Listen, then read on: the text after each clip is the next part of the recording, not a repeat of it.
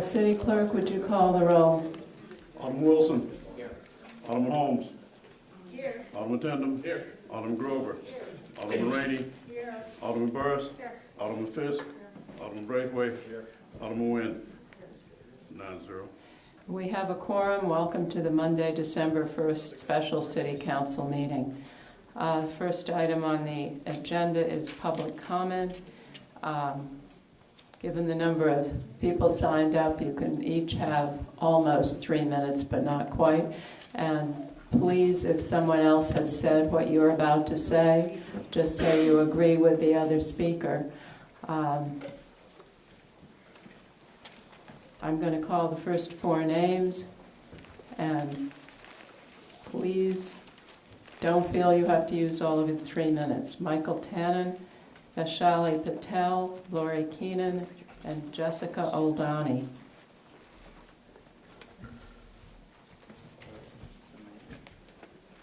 May I begin? Go right ahead. Hello, everyone. I'm glad to have the opportunity to address you again tonight about our levy.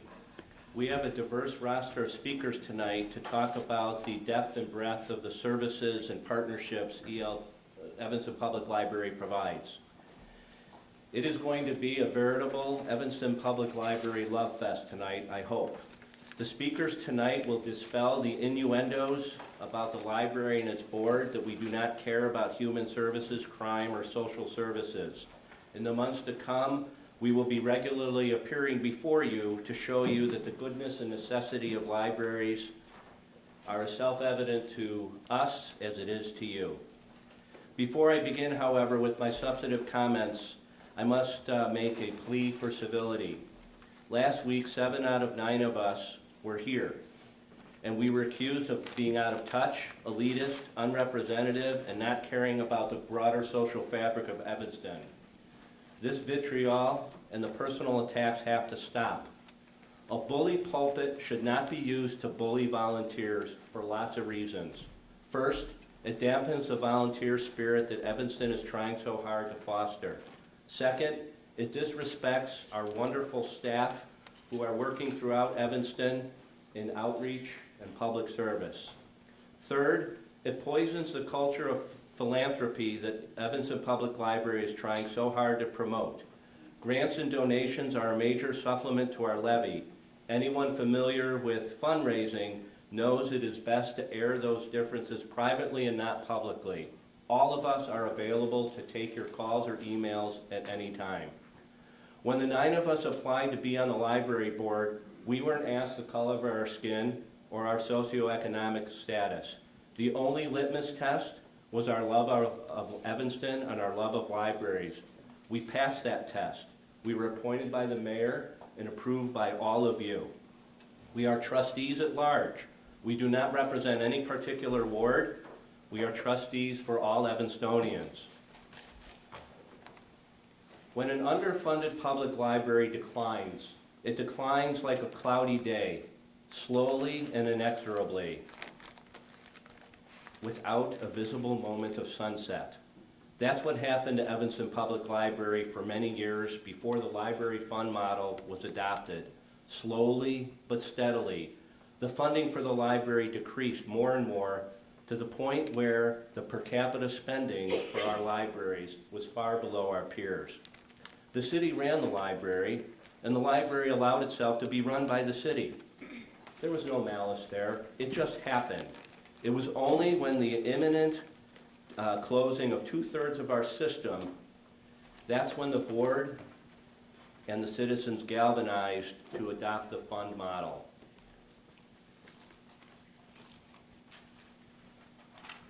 Mr. Tannen, you're running out of time. The Illinois legislature has recognized that public libraries should not be subject to the yearly vicissitudes of city and ward politics. That's why the law allows the library board to determine our budget, and we are asking you tonight to show support for the great work our staff has done. I'm going to close with a quick story. Last week, Tiffany Rice addressed you with eloquence about the J. Coleman Foundation and the wonderful partnership that she has formed with the library. She did so at the exact same moment that the grand jury in Ferguson decided not to prosecute the man who killed Michael Brown. The only institution that remained open during that whole time, during all that civil unrest, was the Ferguson Public Library. It was a public square and shelter from the storm. I have given you a packet of materials tonight. Mr. Tannen, you really need to wrap I've up. given you our biographies. I've given you our strategic plan. Mr. I've given Tannen, you articles come on. about libraries in the modern age, and I have given you the wonderful book that Mr. the Tannen, it's Coleman time for the next Foundation speaker. has distributed. How Long Will I Cry? Thank you very much for your support.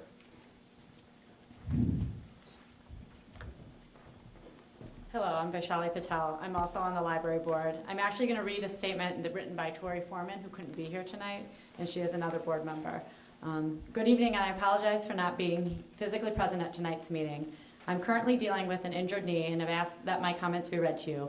I've been a resident of Evanston since 1984. I moved here while I junior at DePaul University, and have lived and worked here ever since. Evanston was extremely attractive to me because, being of mixed race, I felt comfortable living and working around many other people of mixed races. Evanston is unique in that it embraces its diversity, at least outwardly. Evanston does have its challenges with trying to treat people equally, and this is what I would like to focus on. A few years ago, I was asked by Mayor Tisdale to take over a seat at the library board from a wonderful woman who had recently died from pancreatic cancer, Sharon Arsenault. Sharon had been appointed by the mayor and had been instrumental in making sure her decisions reflected the interests of all Evanstonians. The mayor also expressed to me that she wanted to make sure the library board was representative of all Evanstonians. During my time on the library board, I have been thoughtful in my decision-making and keeping the interests of all when making comments and during the voting processes. My family and I have always been avid users of all three Evanston libraries, as well as the outposts that have been in different locations around the city and the beloved bookmobile. The library has been a place for us to read, participate in story time, study, attend arts and crafts classes, and holiday parties. All four of my children are avid readers, but more importantly are well-rounded individuals because of the many different services and programs our library offers. The library is not just a warehouse for books, it's a place to meet, learn, and grow. On a more serious note, libraries across the country, including ours, are increasingly becoming more of a social service organizations. When I go to any of our libraries, I see many homeless, disabled, and displaced people who unfortunately need the library as a place to go during the day. Our libraries are the only free and open spaces that people can go to on a regular basis. Just imagine our town without the library. The library is seen as a safe haven, the community gathering space at Public Square, and the place you go to find information that isn't readily available or shared. Personally, in my own family, I have a brother who is disabled. He recently moved back to Evanston from another state, and our public library has been the place for him to go during the day to help him get his life back together. He goes there every single day to use the computers, look for a job, do research, and to have a place where people are knowledgeable and open and ready to help him. He loves the library and even asked me recently if I thought would be a good idea for him to volunteer there. He and many other of our displaced and disadvantaged citizens depend on the library and its services. We do have many social service organizations in Evanston, but unfortunately most of them have conditions, caveats, limitations, and aren't the first place someone will go for help. I ask you to take the time out of your busy lives to go to one of our libraries and spend a few hours there, attend a lecture or program, or just sit in the lobby and watch the people coming and going. Your eyes may be opened and you may rethink the importance of public services that the Evanston Public Library provides. Thank you. I have 30 more seconds maybe. You have about 5 seconds. I just want to say that I also myself definitely feel like as a group we have definitely deliberated and made a very thoughtful process in terms of all of our budget negotiations. And we are a group that does represent and do keep in mind the whole spectrum, especially when it comes to diversity and socioeconomic diversity. Thank you.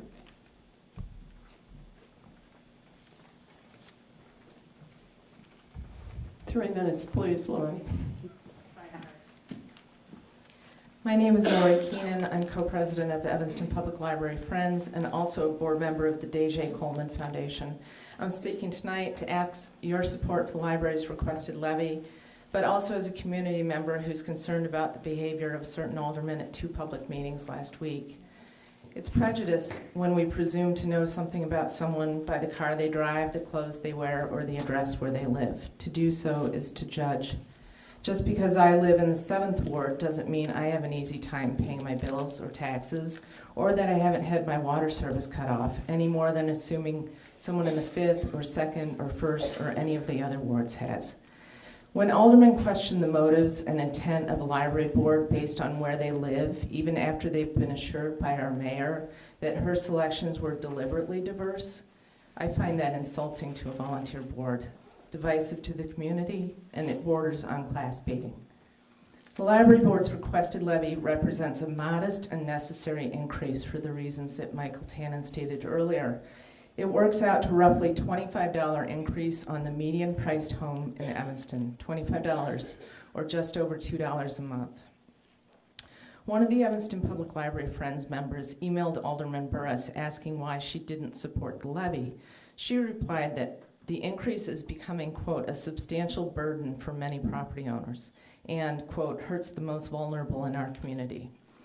I believe the most vulnerable in our community are the children, more specifically one child, an unarmed 14-year-old boy whose mother spoke to you last week, how she unexpectedly found her strongest ally in the Evanston Public Library after her son was shot and killed in Evanston on his way home from a party. She made herself vulnerable in coming here to speak to you too on support of the levy and the real impact the library had made for the D.J. Coleman Foundation organization and the standing room only crowd of teenagers who attended the dramatic reading of How Long Will I Cry or picked up one of the more than 500 copies of the book which were distributed throughout Evanston this past summer. Multiple studies have shown that for every dollar invested in the library, $7 comes back to the community. That's economic development. I don't know that similar studies exist about spending for awnings or patios for private businesses. Evanston Public Library Friends just received a check from the Central Street merchants for more than $700.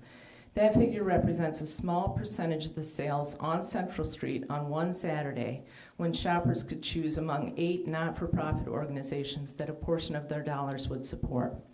These are real dollars and are driven by the North Branch on Central Street, by CAMS at Main and Chicago, and by the main branch downtown. The library has been underfunded for years. Last week, Alderman Rainey said it was, quote, irresponsible not to sit down with the library board and discuss the budget. I hope she's done so since then, since she asked for a postponement of the vote until tonight. Lady Bird Johnson said, perhaps no place in any community is so totally democratic as the town library. Ms. Keenan, you have to wrap up. The only entrance is interest. As Mr. Tannen noted earlier, the Ferguson Public Library stayed open last week in the face of all the rioting and the announcement of the verdict. They posted a sign that read, during difficult times, the library is a quiet oasis. Donations poured in, and one of the Ferguson board members stated, the goodness of people far outweighs the hate. I hope the same is true in Evanston. Thank you. Would you please stick to 3 minutes, folks? Hello, everyone. My name is Jessica Oldani. I have a local law practice here in Evanston called Oldani Entrepreneurial Law, where I represent entrepreneurs and small businesses.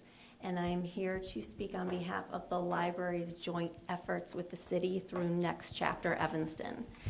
So I and other professionals, local business owners, have provided informational workshops for small business owners or potential small business owners through Next Chapter Evanston, where people are invited to attend and learn about forming and running a small business and what that would be like and what they need to know. We've had great response from those events where the people who have attended have found the information very helpful and important to them. But so far, very few people even know that the events exist or that they have the opportunity to come and and hear this information. There's a very limited ability of the libraries and the cities, it appears, to get the word out and to do more. And I can tell you from my own practice that I serve many people who are starting small businesses with very limited resources, people who are trying to do their own thing because they have been locked out of other opportunities in the economy, people who have had to start their own small business because they've been unable to retire like they have planned. And the libraries provision of information is very, very important to people who are trying to do this thing on their own and navigate this market as a whole new world. But I can also tell you that the people that I've just described are really just the tip of the iceberg. I recently came from a cross-generational boot camp held by NAWBO, the National Association of Women Business Owners, at which I heard one of the speakers attest to the fact that 80% of millennials, so those of the generation age 30 and under, intend to be entrepreneurial. 80%, to me, in my practice, is like a seismic shift in the economy, like batten down the hatches. Everybody in the economy intends to be working for themselves, which is really enormous and indicates to me that if the library and the city intend to be business friendly and relevant, then the provision of small business resources becomes just that much more important going forward.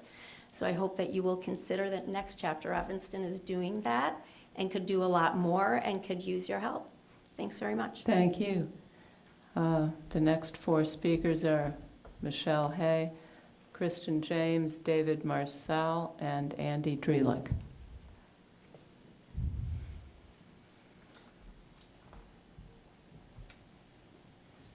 Good evening, Council, Mayor, City Manager. You all may know me as a vocal advocate for Brummel Park, which is a small community in southeast Evanston, where we have a very, very high rate of low-income residents who do not have the opportunities that everyone else in Evanston enjoys. I have been a vocal advocate for library services in my community.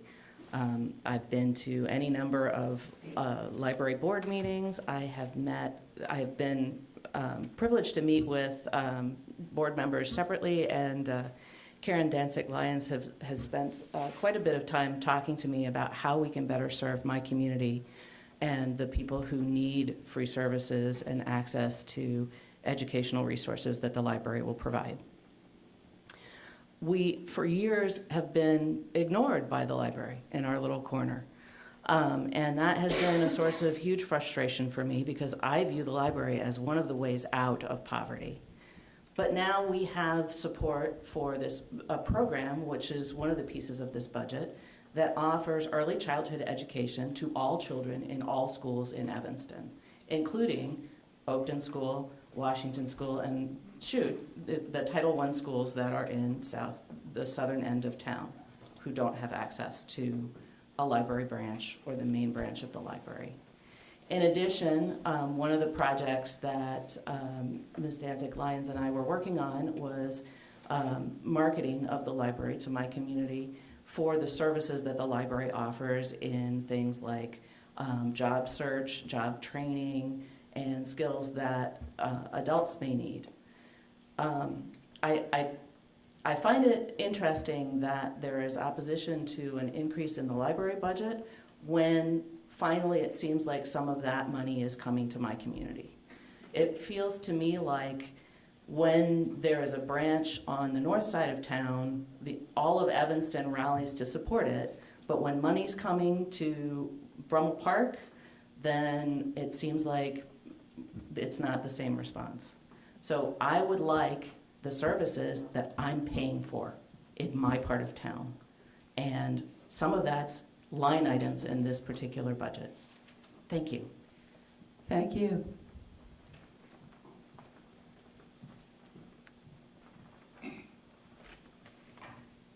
Hi, my name is Kristen James, and I'm the PTA Council President, which means I have the honor of working with parent groups across all 17 District 65 schools and the high school. I am also a parent at Dash Shoot in the high school.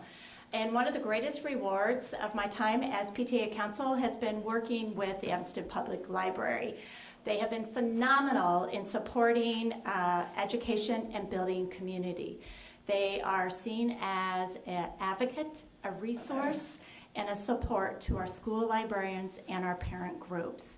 And this is an opportune time to support our public library. I'm sure you're aware of the recent joint literacy grant by District 65 and 202. And the collective impact, the Cradle to Career initiative, where we are mobilizing our assets, public library, number one, and mobilizing our assets and making a difference in the youth in our Evanston community. Now is the time to support the public library and being a part of this initiative.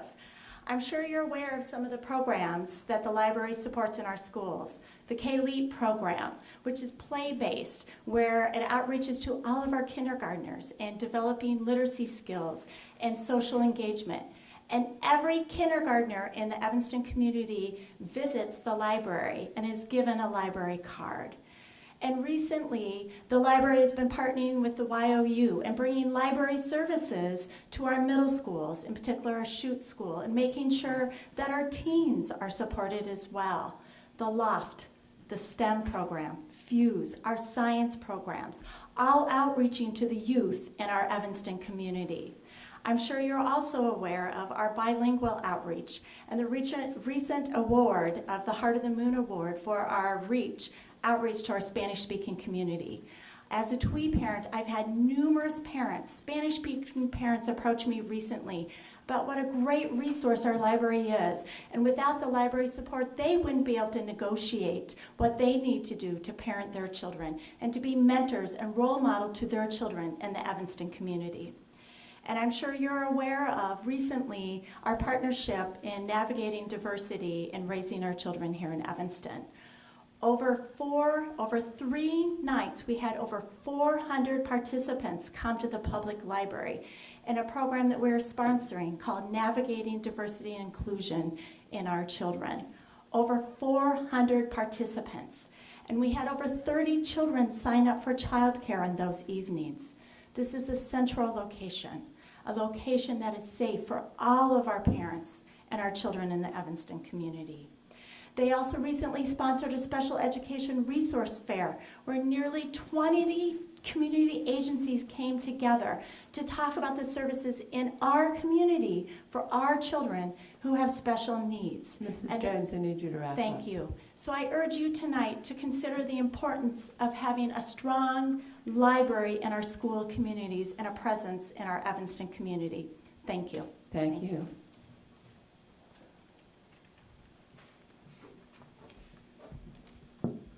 Good evening, members of the City Council, City staff. My name is David Martza. I'm wearing 2 hats here tonight.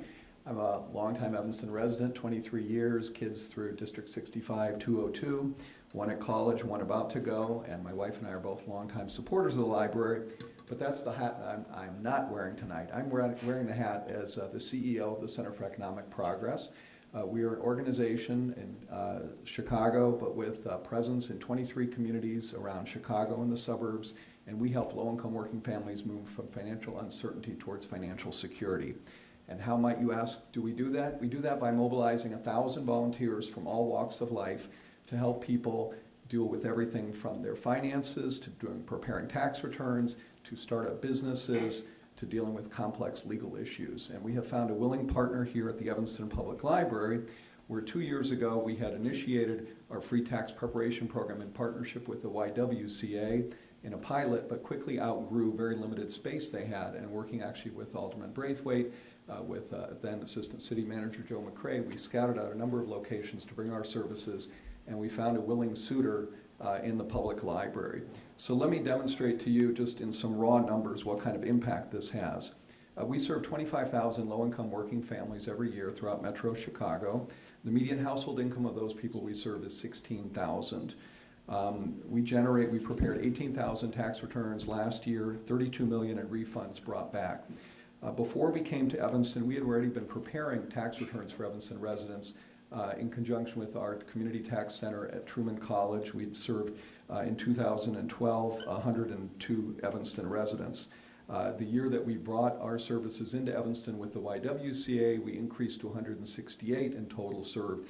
Last year, when we began a full-service site in the library, in the space also housing the National Able Network, we increased the number of people served to 405. 405 households, and we generated $415,970 in the pockets of low-income Evanston families who would otherwise had to pay hundreds of dollars to, and I won't name our competitors, but they have set up shop in Dempster and Dodge and various other locations in Evanston, and they charge a pretty penny to get taxes done.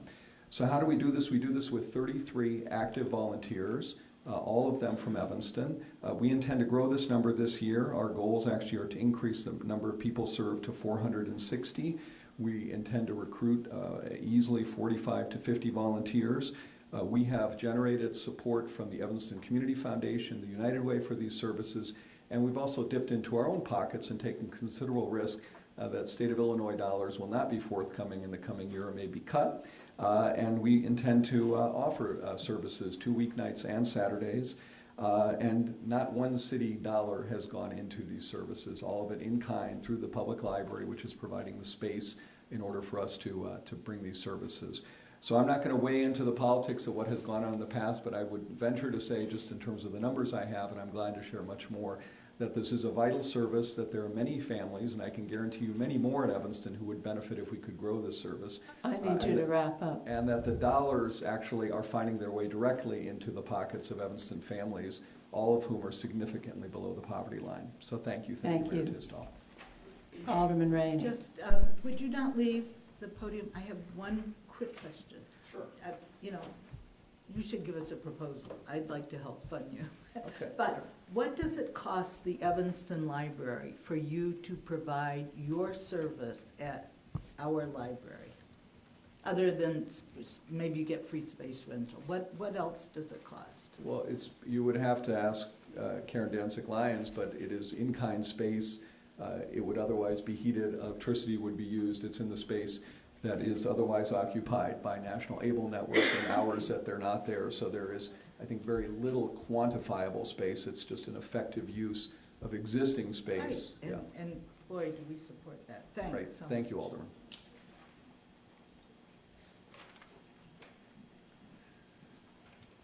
Madam Mayor, members of City Council, City Clerk, and City Manager, good evening. My name is Andy Drillick. I'm Vice President of Workforce Services at National Able Network. We provide workforce services at the library, and we've been renting space since December of 2011. The library is a vital resource for adult job seekers. Many of our clients do not have access to computers or the internet. Patrons are welcome to use the computers in the Resource Center, which is located on the 3rd floor. Some choose to take advantage of the Workforce Investment Act funds that provide training and job search assistance. Our staff provide one-on-one assistance with job search, resumes, and completing online applications. In addition, we offer over a dozen free job readiness training classes that range in topics from developing a job search plan to intro to social media. We have a career coach and a trainer that are bilingual, English and Spanish, to offer services. We are also partnering with the YWCA to offer financial literacy classes such as understanding credit and managing your finances with reduced income. These classes are also offered in English and in Spanish. In November, we partnered with the Housing Authority of Cook County to host a hiring event at the library. We provided resume assistance and mock interviews prior to the live interviews with a hiring agent. They're hiring construction workers for the new housing facilities in Evanston, and those hired will get a union card. The Housing Authority residents in Evanston are getting first priority. In our center, we also offer basic computer classes, and according to our instructor, over 90% of the students struggle with reading comprehension and do not understand on-screen instruction and lack skills to write a business letter. We're available to provide that assistance to them. All of our clients are unemployed and underemployed, and over 50% are receiving unemployment benefits. 94% of our clients in the Title I-A program are considered low income based on federal poverty guidelines. Of those, 71% are receiving food stamps or TANF. In 2003, over 4,100 clients used multiple services offered in the resource room. Of those clients, 289 received intensive WIA services. 72% of the low-income clients entered employment at an average wage of $23,000 a year. Our dislocated workers entered employment at an average wage of $45,000 a year. Additional funding would make a dramatic improvement in the services offered at the library. The services that National Able provides the residents of Evanston can truly change their lives and the lives of their family. Your support of the Evanston Library, and our partnership will allow us to continue this important work in 2015. Thank you. Thank you. The next four speakers are Junad Risky, Rolanda Burris, Rainer Humer, Scott Schiff. Well, I'm Scott Schiff, and I'm going to give it my turnout to this lady right here. If I have to be somewhere before my turn will come. Thank you. All right.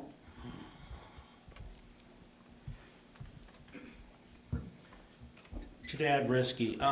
One of the speakers who came up here said people on the north side of town may not support people on the south side of town and the need for a library. Frankly, I've been here for 30 years and come to these meetings for quite some time, talking about the budget and the misuse of our tax dollars. I support good uses of our money. I realize there's a new thing coming down on Howard Street. We want to build a police, we're going to move the police outpost. Basically probably either sell the building or lease it out to somebody, a city-owned facility in good condition. Well, I think we ought to open up a branch library there, frankly. We're going to move the police down the street and lease the building. You know, the speaker from South Evanston asked for a library. It's not down there.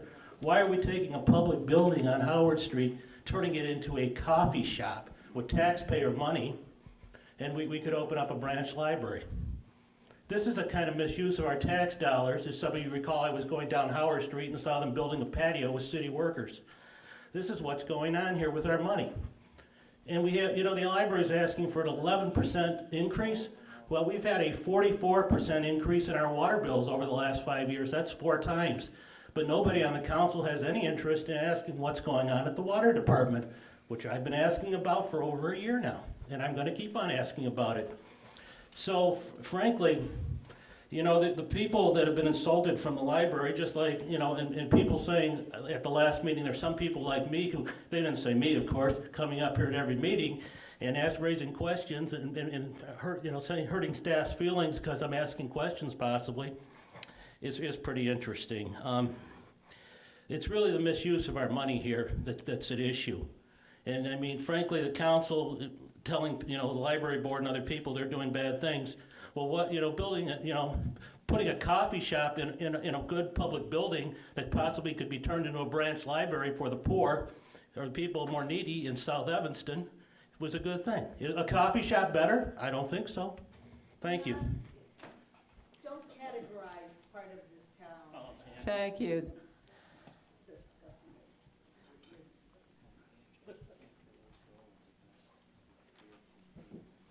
Good evening. My name is Rolanda Burris, and I come as a patron for the library. The one I'll be speaking most on is the one on Central Street, and I'll be using about 3 resources for a few minutes, one being their references and resources, the other their atmosphere, and then next their community.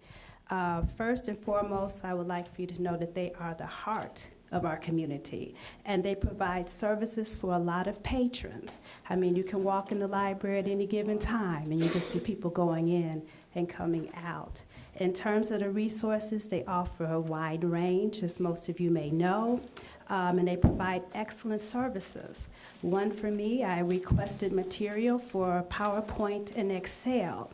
Now, not only did they give me the resources, but they referred me to Jessica Jolly's course on PowerPoint and Excel and Microsoft Word. And I can't tell you how much of a blessing that was to be actually able to have all hands-on training. And where did that come from? A library. In terms of the atmosphere, let me say that it's a safe and warm environment.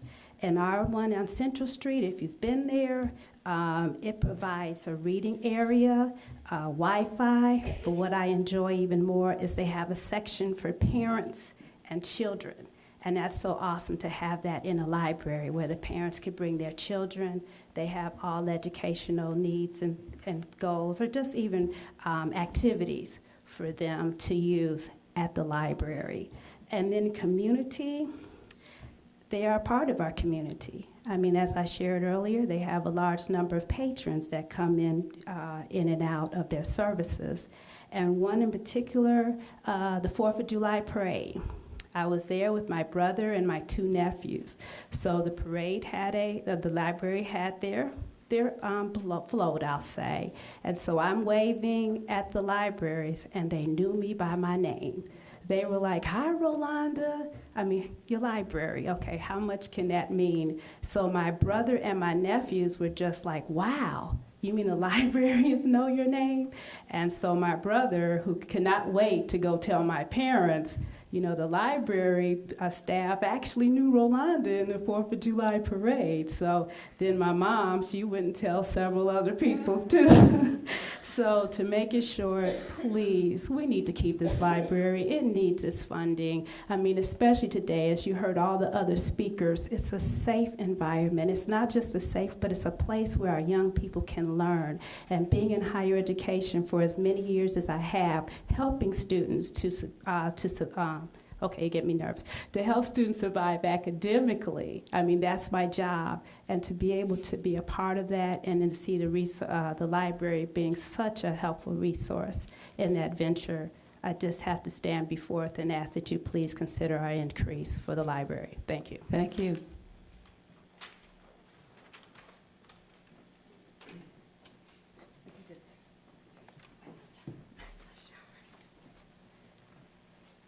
Good evening.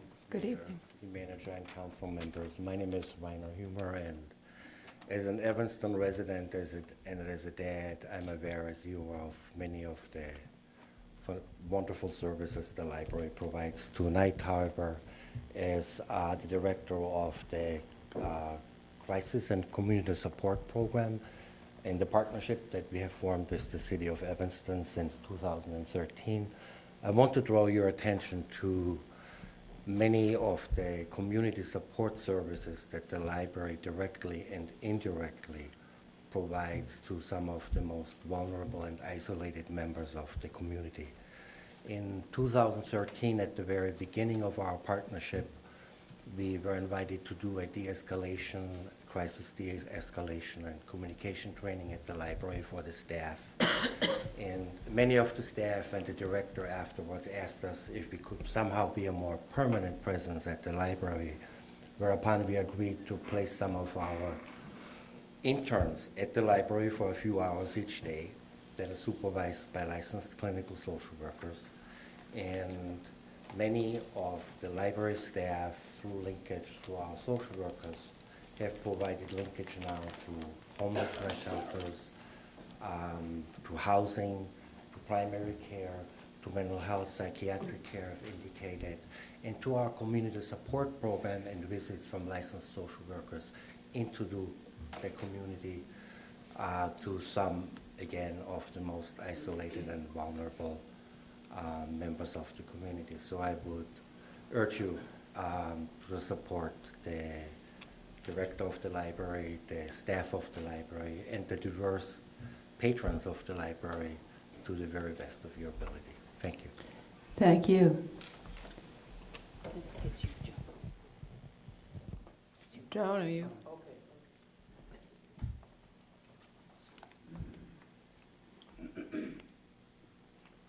Sorry, I didn't hear who I was to follow. My name is Joan Hickman.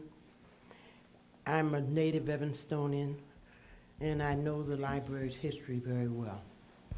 I know the library's history in relation to the African American community, as well as to the community in general.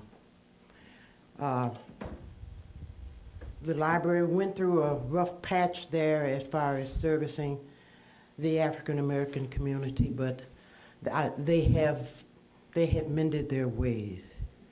So my attitude toward the library has changed in recent years. I have been going to the library all my life and benefiting from it, but I also realized there were a number of people from the community that weren't going. And I would ask them why and got various answers. Mainly it was really didn't feel welcoming. And I also do run into that problem sometimes at the main library when I get ready to check out. And there's one lady that whenever I approach her, she walks away and goes on a break. but I'll take care of that issue on my own. In recent years, and I'll say especially in the last close to 10 years, we have a black genealogy group that meets at the Levy Center. And we took our group to the library and got Leslie Williams to help us learn, our members learn how to search. And we benefited from that because we turned around and went back to the Levy Center, and 1 hour we discussed history. The second hour we used the computers based on what we learned at the library. Last year, I got kind of fed up, and I'm known for saying what I feel. There were so many people in February trying to get the same few people in February to talk about Black history. And I said, but you know, we're Black 12 months a year, not 1 month a year. And you cannot get us all in 1 month. You need to do something about it. Well, Leslie heard me. And every month she has 2 and 3 meetings with, okay, there's August Wilson Play Reading Group. We meet every month and we discuss the plays that we have read. There's Joan, I apologize, but I need you to wrap up. Okay. And anyway, she has some history, 2 or 3 kinds of Black history going on in the library every month. The other thing is Connie Hannigan. And these 2 ladies, Leslie and Connie, I recommend they get a raise out of whatever you're going to give them. Because they deserve it. They really and truly deserve it. Connie comes to the Joan, senior. please. I am. Connie comes to the Foster, to Fleetwood Jourdain, to the Foster Senior Citizens meeting and brings library books, DVDs, and everything, and the seniors love it, and they love Connie. And I'm serious about giving Connie especially a raise. Thank you. Thank you. I'm sorry, but the next 3 speakers only have 2 minutes. We are running over time, and we have another council meeting, and we won't have any time for the council discussion if we don't hurry up. Diana Allen, Antonietta Diaz, and Richard Kuntz. Good evening. My name is Diana Allen. I'm the Assistant ESL Program Manager at Oakton Community College. Oakton's Alliance for Lifelong Learning has been administering the adult and community education program for Evanston since July 2007. One of our most successful sites and our largest Evanston site is Evanston Public Library, where we offer free English as a second language classes 2 days a week. The classes are held on Tuesdays and Fridays from 9:45 a.m. to 12:30 p.m. on a year-round basis, fall, spring, and summer. A unique feature of this site is that it's almost entirely volunteer-based. A lead teacher tests students and places them in one of 6 levels, basic to advanced. The groups are led by trained volunteers who plan and conduct lessons with assistance from the lead teacher. The lessons include instruction and practice in listening, speaking, reading, and writing skills to prepare immigrants to enter the workforce. Students and volunteers learn about each other's cultures and traditions as well. Currently, there are 14 volunteers working at the library, many from Evanston and others from various nearby suburbs and Chicago. The volunteers are part of Oakton's VITA program, which is Volunteers in Teaching Adults. The current enrollment at Evanston Library is 88 students, who come from China, Japan, Korea, Mexico, and other Latin American countries, various European countries, and the Middle East. Most of them live in Evanston. We at Oakton would like to thank the Evanston Library for giving us the space to offer this great service to the Evanston community. And we look forward to continuing this relationship in the future. Thank you for letting me speak to you this evening. Thank you.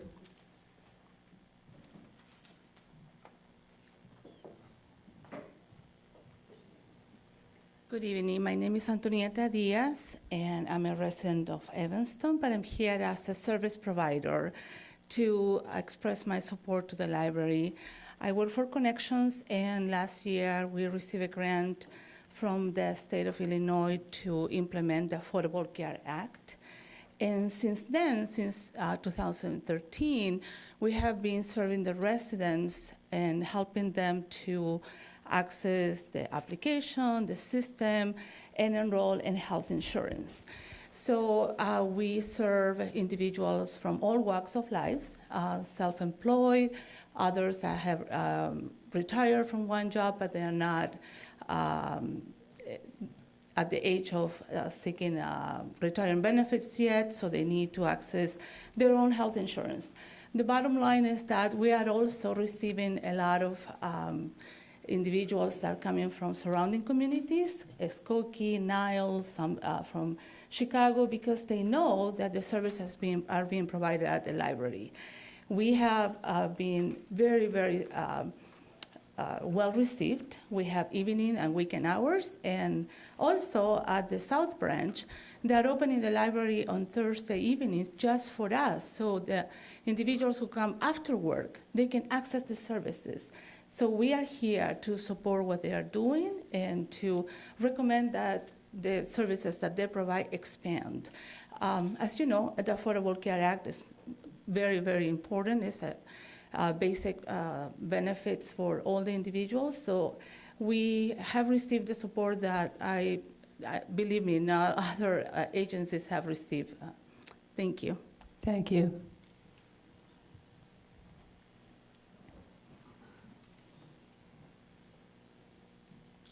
Madam Mayor and council members, my name is Richard Kuntz. I've lived and owned property in Evanston for 12 years.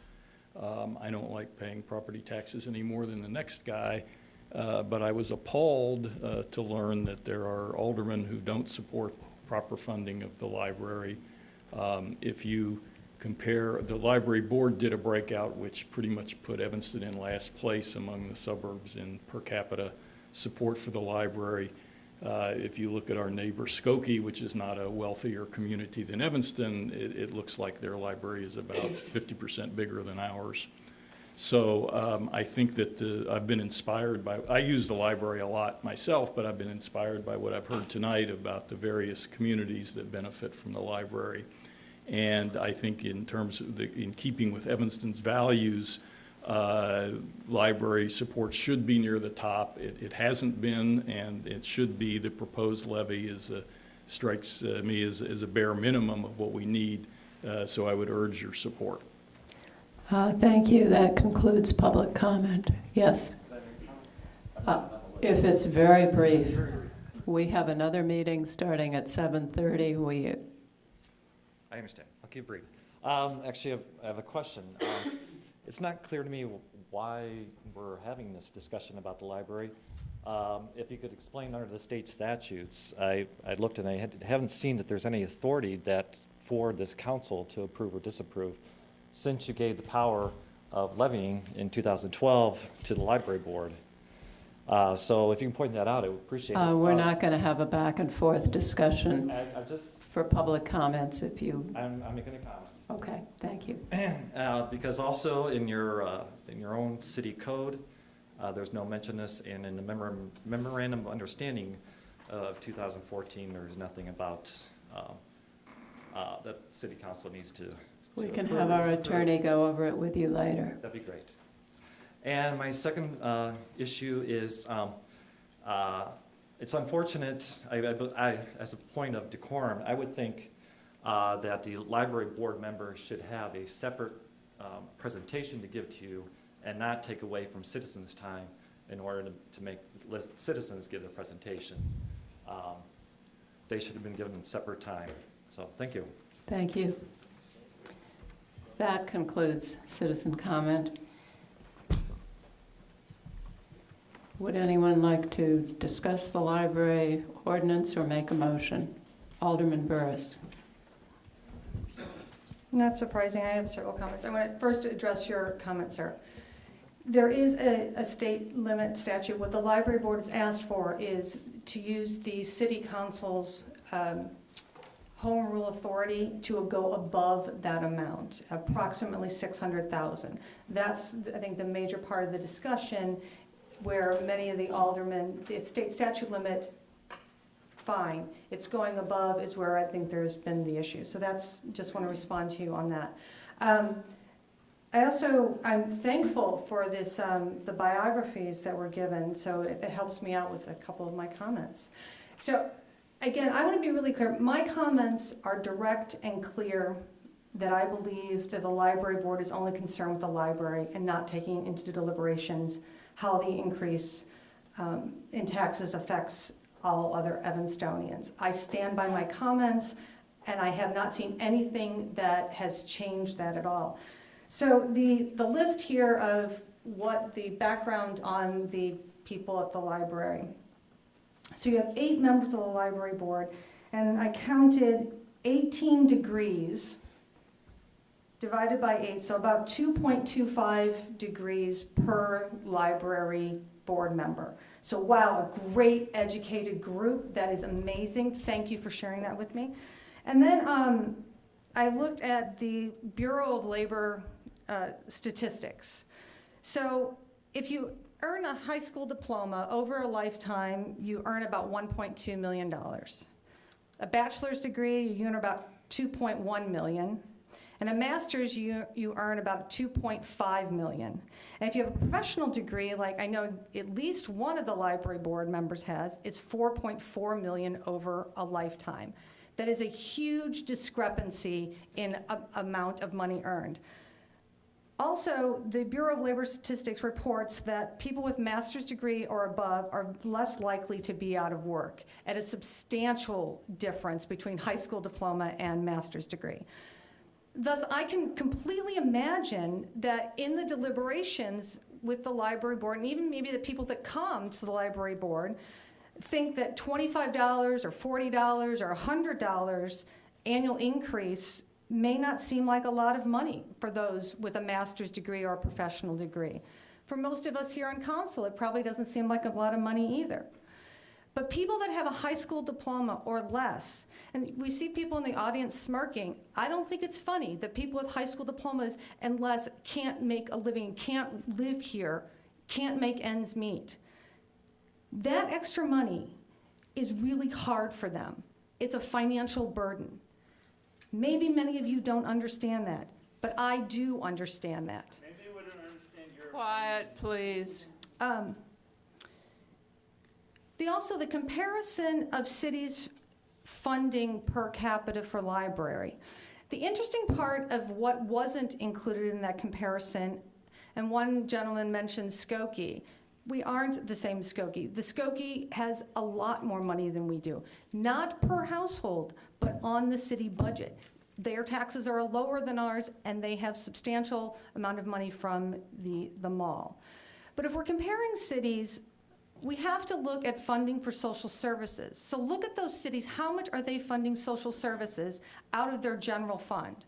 How much are residents being taxed in order to pay for social services?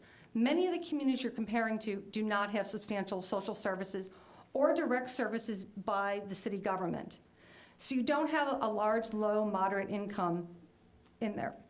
Also, we fund a lot of not-for-profits out of the general budget through the Mental Health Board. Those other cities do not do that. So you're trying to compare apples to apples, and you're not comparing apples to apples. Additionally, those communities do not have substantial or any community development block grant areas. They don't receive funding. When a community receives CDBG money, it means that they have substantial low and moderate income residents that we have to take into account. Elected officials should look at the budget overall and look at taxes overall. Who are we hurting? Where can we help? What services do you do? Yes and no. Unfortunately, what I've seen from the library board is you aren't weighing that. You're just weighing the library. What do we want to do for the library? And that's what makes me so upset about this, is that people are making decisions that have master's degrees and professional degrees and bachelor's degrees and have a lot of money, and people in this community do not. So I'm well aware that you're going to get the votes. The library board, you're going to have, most of the council members are going to concur with the library board and use their elected, or the home rule, to give you that extra money that is above the state statute.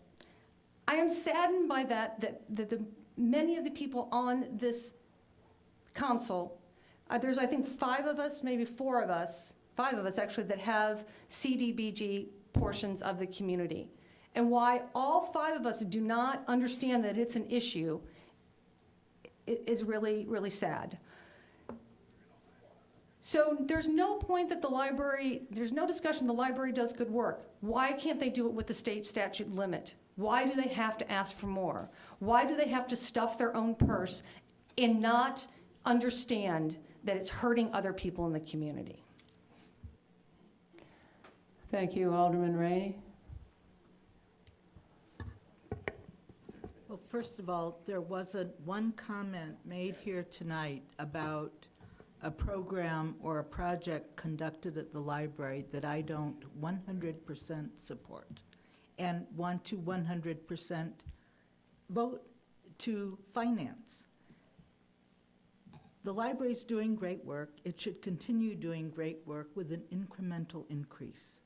This year is not the year to ask for an additional $800,000. Some people have a very narrow focus on economic development. Libraries are economic development, so are bars, so are restaurants, so are patios that bring more people into the community. As a matter of fact, one of the most interesting things that I thought up tonight after listening to some of the arguments is that, sadly, or on the other hand, I'm grateful, the police outpost has outlived its usefulness.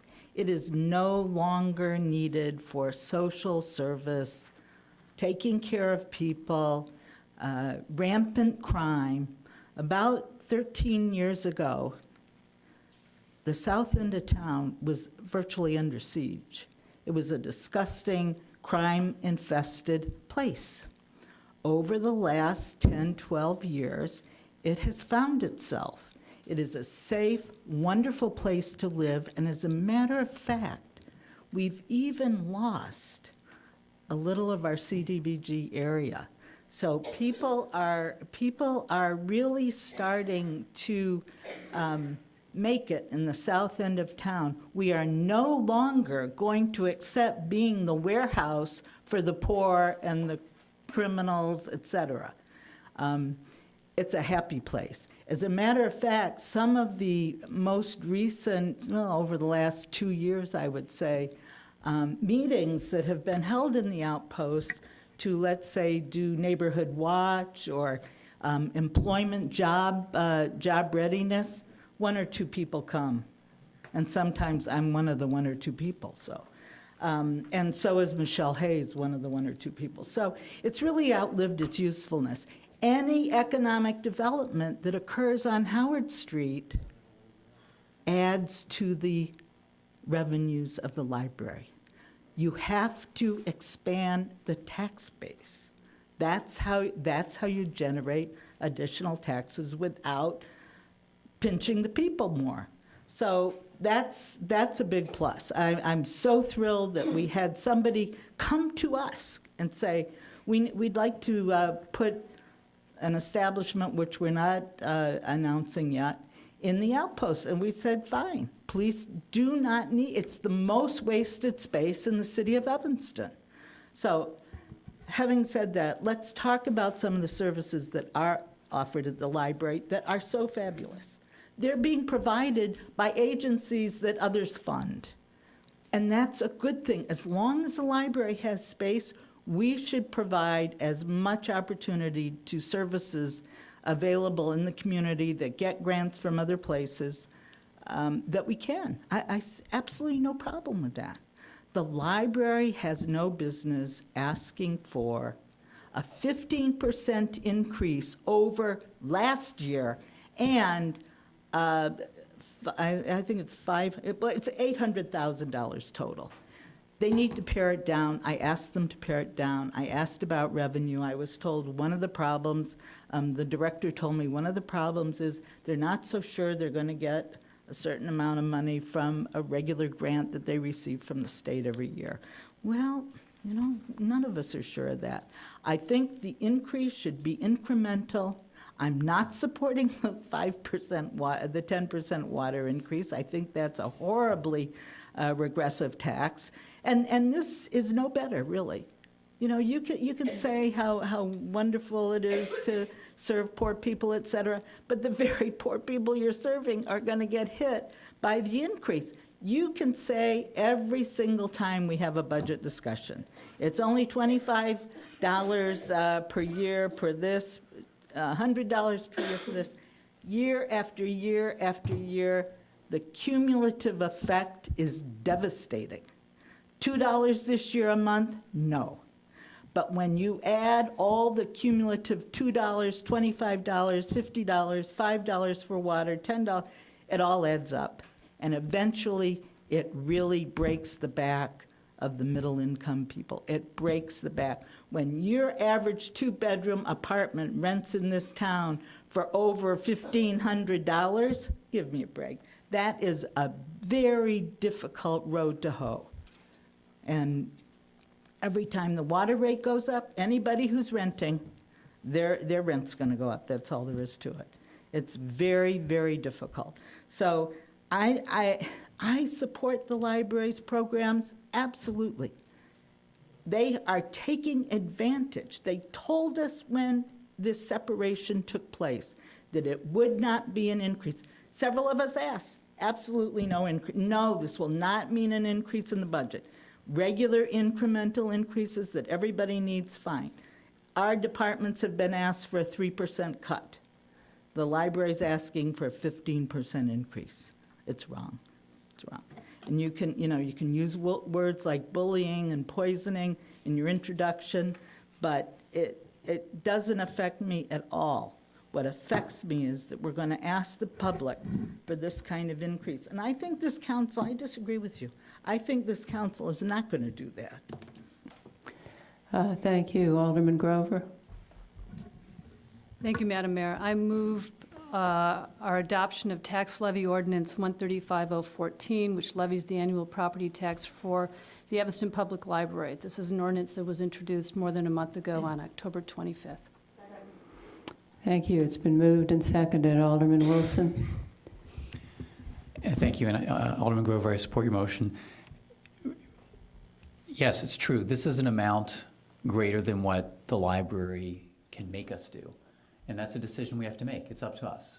And I'm prepared to make that decision. I'm looking at what are the services being provided. It's not so much a question of the percentage increase. It is who's going to get the benefit of this. And I feel like this is an appropriate expenditure based on the budgeting that they've done. I feel like it's a responsible budget. And, the idea that, that's it. I support this. Thank you. Thank you. Seeing no lights for further discussion, I would say that I, too, support the library's request. City Clerk, would you call the roll? Alderman Wilson? Aye. Alderman Holmes? Aye. Alderman Tindem? Aye. Alderman Grover? Aye. Alderman Rainey? No. Alderman Burris? No. Alderman Fisk? Aye. Alderman Braithwaite? Alderman Nguyen? Aye. 7-2. 7-2, the motion passes. Next is SP2, Ordinance 147-014, granting a special use for a Type 2 restaurant, Domino's Pizza at 911 Foster Street. Move approval.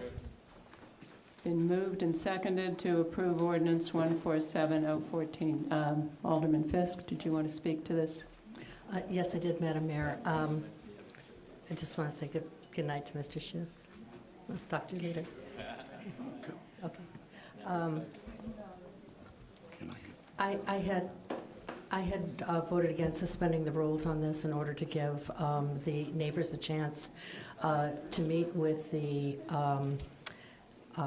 business owner and discuss their concerns. Unfortunately, that did not happen because of the Thanksgiving holiday. I did get a telephone call today from the owner asking if I'd like to invite a couple of people this afternoon. I was in meetings most of the day, was not able to do that.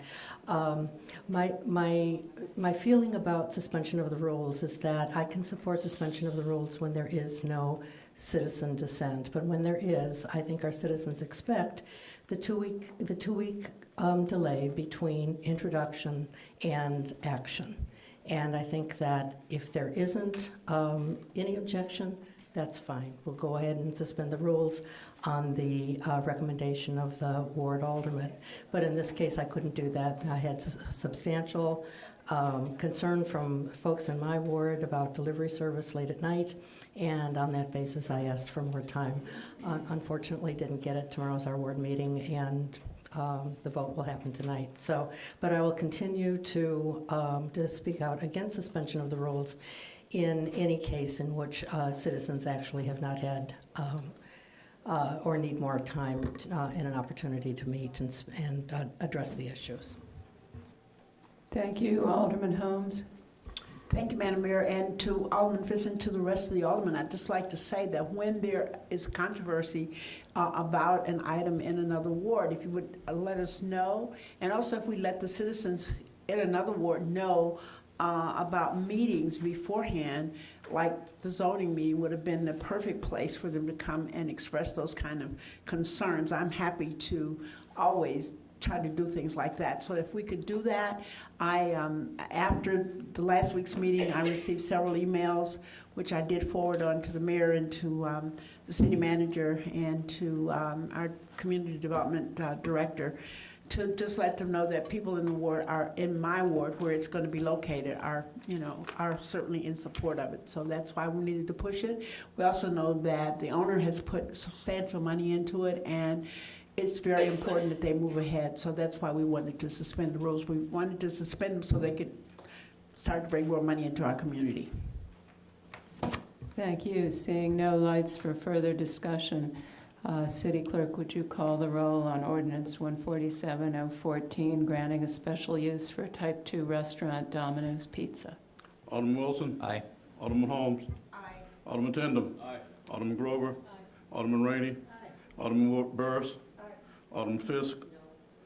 Alderman Braithwaite. Alderman Nguyen.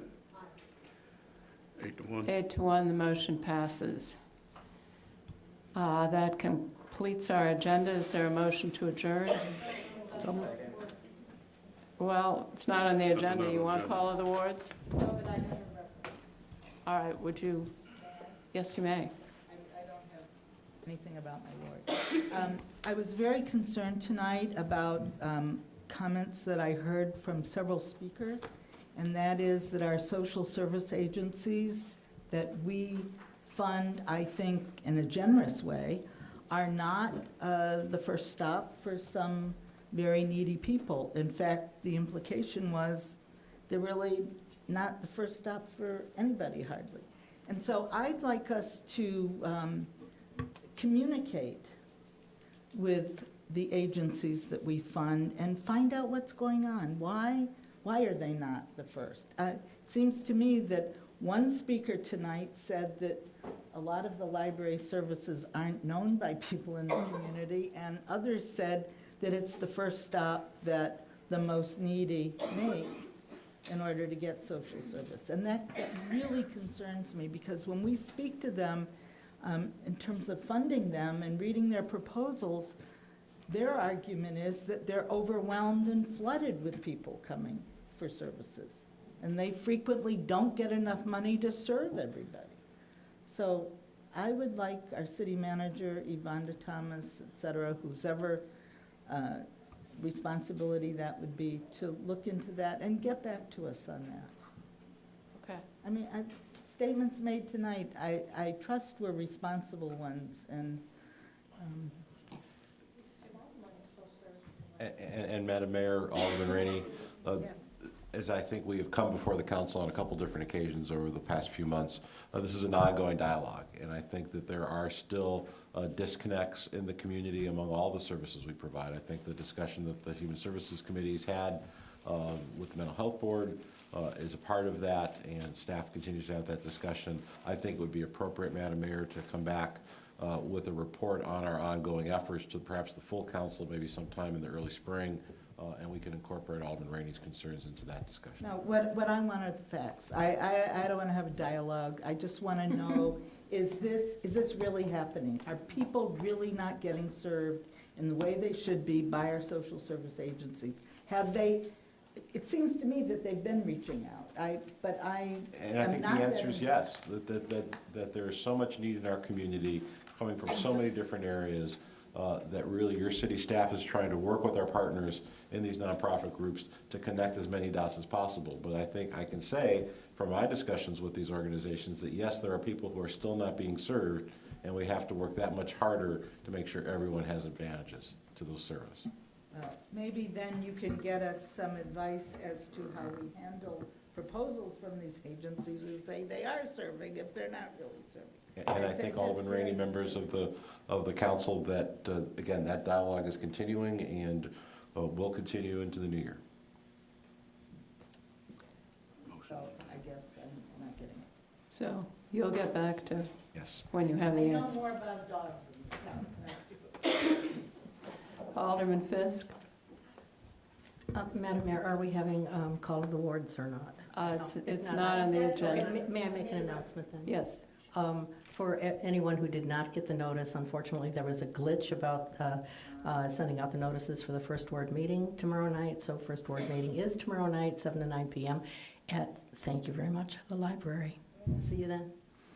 Thank you. Does anyone else need to make an announcement? All right, we are adjourned.